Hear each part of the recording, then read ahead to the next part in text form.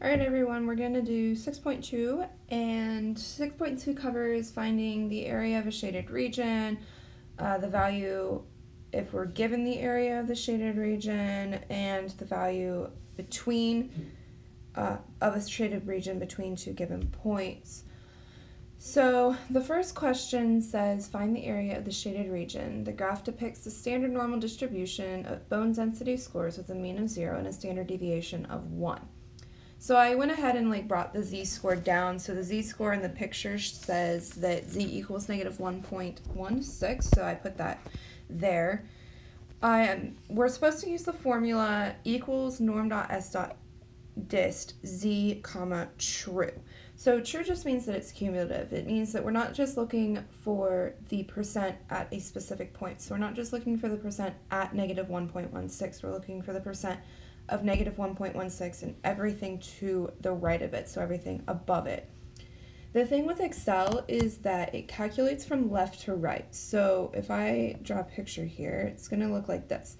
So we have our value here of negative 1.16, and the thing is that Excel is calculating this thing in just this, but that's not what we want. We want the area that's on this side.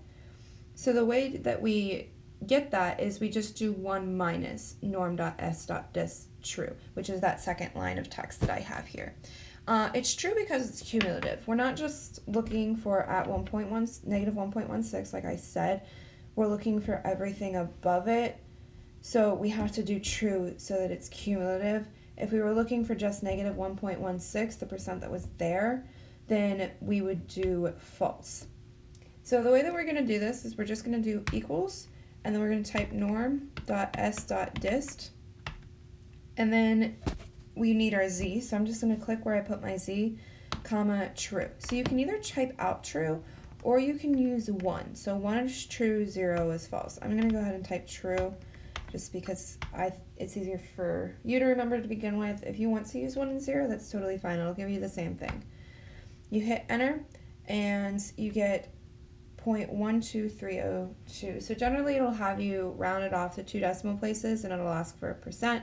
If it doesn't ask for a percent and it wants the decimal, then you'll round it off to 4 places. So in this case it would be 0.1230. So for the next one, we are given what the area is. So we're told that the area is 0.8944. So basically, we're doing the opposite of the original one. So in the first one, we did norm.s.dist. So this is still a normal distribution. It states in the question that the graph depicts a standard normal distribution, which means that we can still use norm.s. The difference is that the last part changes. In the first one, we used dist, and this one we're going to use I and v, which is inverse. So instead of just being a normal standard distribution, which is what the first one is, we're doing the inverse of that because we're looking for the value, we're not looking for the area. So we're looking for z, so we'll just do equals norm.s.dist, or inverse, sorry, and then we're going to do 1 minus c. We're doing 1 minus c because the way that the area is depicted. So if we do 1 minus that number, and you get a negative number. So the reason I did this way this time is because we know that it's not going to be negative. We know that it's above the mean, so we know that it's going to actually be positive. So sometimes you have to put the negative in there. In this case, you don't, but just to see. So in this case, it's positive, and we know that because the mean is going to be directly down the middle of this picture. Sorry, my line's really not straight.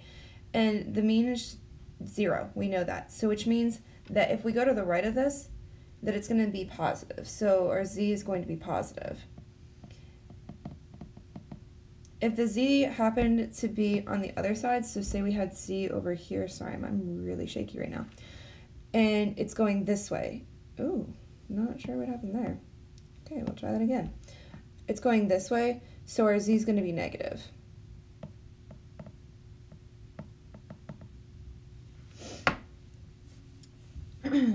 Alright, The next question is a little bit more. So it says, find the indicated area under the curve of the standard normal distribution. Then convert it to a percentage and fill in the blank. About blank percent of the area is between z equals negative 1.7 and z equals 1.7, or within 1.7 standard deviations of the mean, which is what the z-score means. Z-score just means how many standard deviations you are away from the mean. So looking at this, we're given z. So this is going to be very similar to the very first problem. So I'm going to go ahead and do this two different ways. So we want the upper z-score minus the lower z-score. So you can calculate these separately. So you could do norm.s.dist and calculate them separately. So I'll do the negative one first, comma, true, which is the lower one, which is fine. I'm going to label it though so that I know. Lower, and then this is the upper. So we'll do the same thing, equals norm.s.dist, and then z-score, true. I'm going to use one this time just to show you that it still works. And then we want to do the upper minus the lower. So remember that in our bell curve, our upper 1.7 is going to be over here. So this is going to be 1.7 here. We're calculating all of this area right here, right now, which is fine because we want something that's between. But our negative 1.7, let's use purple, it's a little more different, is right here. So we want everything that's in here now. So all of this right here, we want to get rid of, which is good because we're calculating this 1.7. When we calculated the negative 1.7, we calculated this, which means that we're just going to subtract it off. So we've calculated this, and then we're subtracting off this, which means that we're left, we'll use the sparkly one, with everything that we want. So that's why we do it this way. So the area between, so we can do equals the upper minus the lower, and it's done. So you would convert it to a percentage. Remember that to convert to a percent, you just move your decimal 2 places to the right. And let's see if I can find it really quick here. Percentage. So if you go to the ABC 1, 2, 3 in your Excel, I'm doing this on an iPad. So in your Excel, in the top in the banner, it has a section that says number at the very bottom.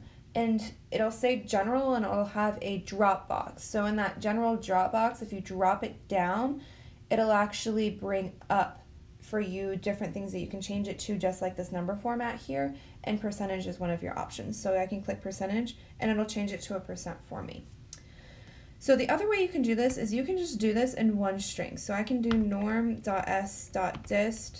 oop, missed the dot, dist, and then I can do my upper, comma 1, minus the lower. So norm.s.dist,